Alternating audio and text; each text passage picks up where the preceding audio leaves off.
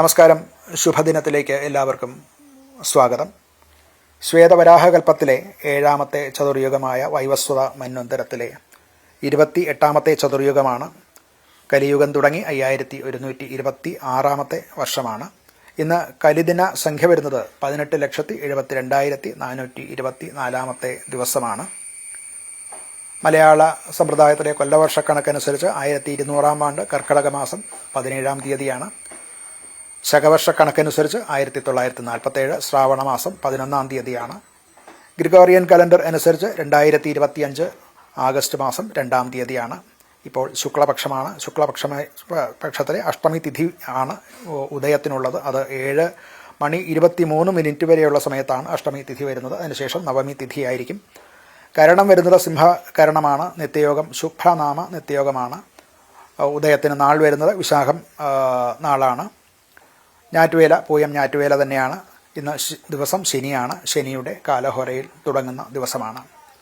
ഇന്ന് ഉദയം സംഭവിക്കുന്നത് രാവിലെ 6:17:52 ഉദയം സംഭവിക്കുന്നു.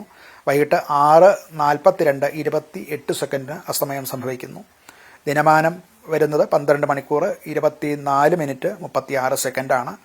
ഈ ദിനമാനം പകലിൻ്റെ ദൈർഘ്യത്തിനാണ് പറയുന്നത്. അത് ഇപ്പോൾ ക്രമേണ പകലിൻ്റെ ദൈർഘ്യം കുറഞ്ഞു വരുന്ന കാലമാണ്.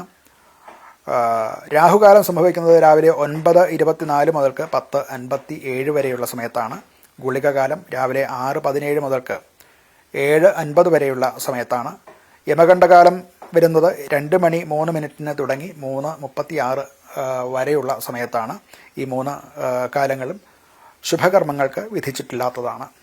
ഇന്ന് ചന്ദ്രാഷ്ടമം വരുന്നത് മീനക്കൂറുകാർക്കാണ്. പൂരൂരുട്ടാതി, ഉത്രട്ടാതി, രേവതി നക്ഷത്രക്കാർക്ക് ഇന്ന് ചന്ദ്രൻ അഷ്ടമത്തിൽ വരുന്നു എന്നുള്ളത് കൊണ്ട് അവരെ സംബന്ധിച്ചിടത്തോളം ഒരു ശുഭ കാര്യങ്ങൾക്ക് അനുകൂലമായിട്ടുള്ള ദിവസമല്ല. പ്രധാനപ്പെട്ട യാത്ര മുതലായിട്ടുള്ളവ ഇന്ന് അവർ വർജിക്കേണ്ടതാണ്. അഭിജിത് മുഹൂർത്തം വരുന്നത് 12:06 മുതൽക്ക് 12:28 വരെയും തുടർന്ന് 4 മിനിറ്റ് മധ്യത്തിലെ സന്ധി ഉപേക്ഷിച്ച് 12:32 മുതൽക്ക് 12:54 വരെയുമാണ്. 12:28 മുതൽക്ക് 12:32 വരെയുള്ള സമയത്ത് പൊതുവെ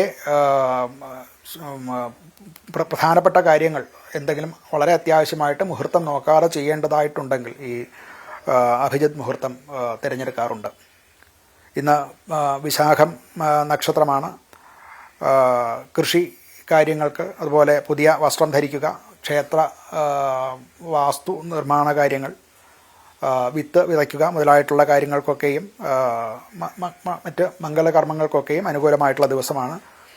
എന്നാൽ ഉദയ സമയത്ത് 7:23 വരെയുള്ള സമയത്ത് അഷ്ടമി ആയതുകൊണ്ട് തിഥി അഷ്ടമിയായിട്ടാണ് എടുക്കുക.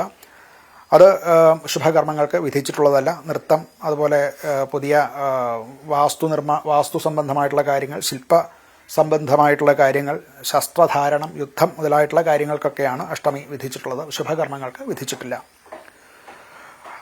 തുടർന്ന് വരുന്ന നവമി തിഥിയാണെങ്കിലും 7:23 ശേഷം നവമി തിഥിയാണ്. ആ നവമി തിഥിയും ഇങ്ങനെയുള്ള ശുഭകർമ്മങ്ങൾക്ക് വിധിച്ചിട്ടില്ലാത്ത ദിവസമാണ്. എല്ലാവർക്കും നമസ്കാരം.